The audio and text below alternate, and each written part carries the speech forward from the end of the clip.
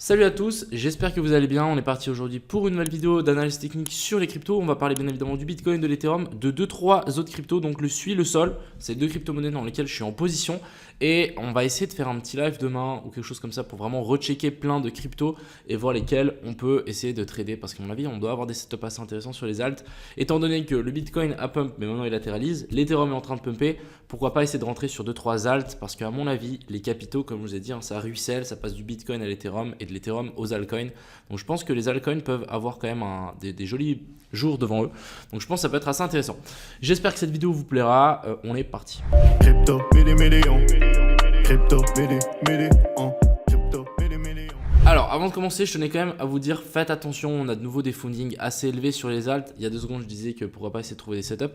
Mais en vrai, voilà, on a quand même des fundings qui commencent à arriver sur l'ensemble du marché. La dernière fois, on avait une baisse du funding alors que le marché n'avait même pas chuté. Simplement, on avait latéralisé et les gens qui étaient en train long, ils ont simplement perdu patience. Donc là, ce qu'on peut voir avec ces fundings, c'est que il y a beaucoup plus de gens qui sont en train de long du coup les futurs que le spot. Du coup, ça nous crée un décalage. On a le prix qui est en premium et du coup, on a des fundings élevés. Donc ça, faites attention.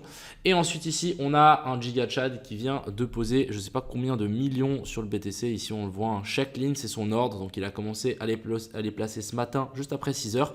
Et du coup, là, on a une belle petite rangée de BTC qui sont en attente à chaque fois et qui nous font un joli support. Donc ça, ce genre de truc, ça peut être du spoofing ou pas, mais en tout cas, les gens le voient et ils se disent ok. Dans leur tête, les gens qui shortent, imaginons vous shortez, vous voyez ça, vous dites ah peut-être on va pas descendre, du coup vous clôturez votre short, du coup le prix monte.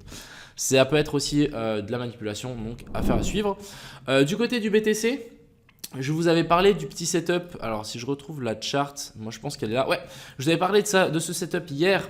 En gros, on avait, même si on n'était pas touché cette zone d'OTE, on était revenu chercher juste la zone des 0,5. Et en fait, mine de rien, on avait une petite inversion de structure. Donc en gros, on avait ici un petit cos boss plus prise de liquidité sous ce lot. Donc en vrai, c'est ce genre de choses qu'on cherche pour trouver un long. Et en fait, qu'est-ce qu'on est venu faire? Bon, on est venu redescendre, on est venu récupérer les lots qu'on a laissés là. Donc très bien, et moi ce qui m'a fait vraiment prendre cette position, c'est que la zone de FVG ici a été extrêmement bien respectée. Donc boum, on vient chercher la zone de FVG, je ne sais même pas pourquoi j'ai mis ça, mais il faut plutôt mettre FVG. Donc ça c'est un trade que j'ai partagé sur Crypto Pro. Ensuite, qu'est-ce qu'on a eu? Je me suis dit, vas-y je vais zoomer, je vais voir ce qu'il y a. On a une petite inversion de structure, donc très bien. Là on a un petit cos et un petit boss en low time frame, pas mal. On est redescendu en A, B et puis C, chercher la dernière zone de FVG qu'on avait en 5 minutes, regardez-moi ça. Assez précis. Personnellement, moi, j'ai FOMO un peu. J'ai pas FOMO, mais en fait, j'ai décidé de rentrer directement ici. Je me suis dit, il y a un monde où on a fait un énorme pump. On vient faire juste une mèche, chercher la grosse zone de FVG ici qu'on avait en 15 minutes et ensuite on part. Donc c'est pour ça que j'ai décidé de long là, stop loss ici en dessous. On est passé un petit moment dans le rouge, mais voilà, ça a tenu très bien. Moi, je me suis dit, de toute façon, avec ça, en théorie, on ne devrait pas revenir chercher ce lot. C'est exactement ce qu'on est en train de faire. Et là, on est en train de pousser tranquillement. Target de ce petit trade, à mon avis, ça va être tous ces sommets-là, pour moi, on a à mon avis une belle poche de liquidité et tous les gens qui sont en train de shorter, je vois difficilement ailleurs, je vois pas d'autres endroits où ils pourraient mettre leur stop loss, donc je pense qu'on va y revenir et du coup ça nous permettrait de TP tranquillement. Voilà un peu ce que je voulais vous montrer sur le BTC. N'oubliez pas, vraiment n'oubliez pas que les lots qu'on est en train de faire là vont se transformer en poche de liquidité plus tard une fois qu'on sera là-haut. Donc on n'est pas à l'abri de nous faire une A, B et puis C, chercher un peu plus ces eaux là et ensuite se péter la gueule. Donc franchement faites attention, on est toujours dans cette phase d'accumulation ou de distribution, on verra. Du côté de l'Ethereum, donc l'Ethereum il a bien push hier, on est venu faire un nouveau plus haut, donc incroyable. Maintenant, est-ce que cette zone OTE ici est un peu obsolète? Oui, clairement, je pense que maintenant si on corrige, simplement on va chercher la dernière zone de FVG mais du dernier rebond, étant donné qu'on vient faire un nouveau plus haut, maintenant la zone OTE qui était là, elle se passe à celle-là. Si on veut toujours maintenir bien évidemment ce run haussier. Donc plutôt pas mal, on est monté jusqu'à 3100, je pense qu'on peut monter encore une fois plus haut et ça peut vraiment s'accélérer avec le temps. Maintenant, pourquoi pas essayer de voir des zones assez intéressantes pour des potentiels longs. Franchement, si on revient dans cette zone de FVG ou dans la zone de FVG ici en daily qu'on va sans doute close en fin de journée, ça peut être vraiment pas mal. Attendez vraiment des bullbacks. Si on en a, pourquoi pas in, mais moi j'éviterai de rentrer ici. En tout cas, et j'ai des Ethereum et bien évidemment je les hold bien tranquillement. Ensuite, on a le SUI. Alors, petit trade assez similaire que le BTC, mais en gros, on a petite inversion de structure.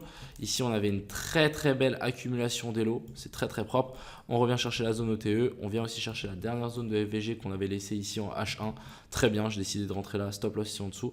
Target les plus hauts, parce qu'à mon avis, on doit avoir 2-3 stop loss là. Et pourquoi nous faire une A, B et puis C. Et ensuite, pourquoi pas continuer la chute.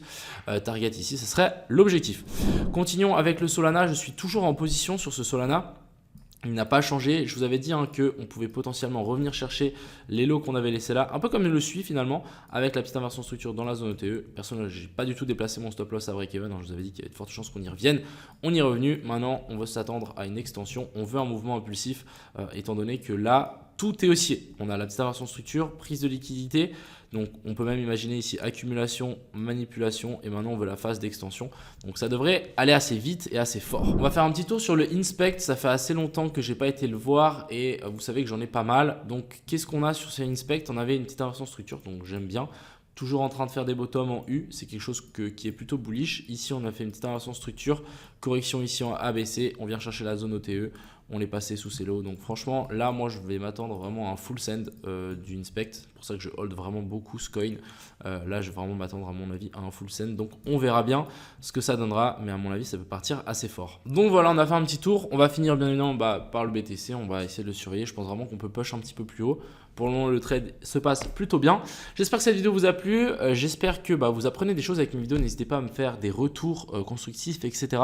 Il y a une vidéo qui va sortir sur la fiscalité et pourquoi j'ai quitté la Suisse. Donc j'espère que ça vous plaira.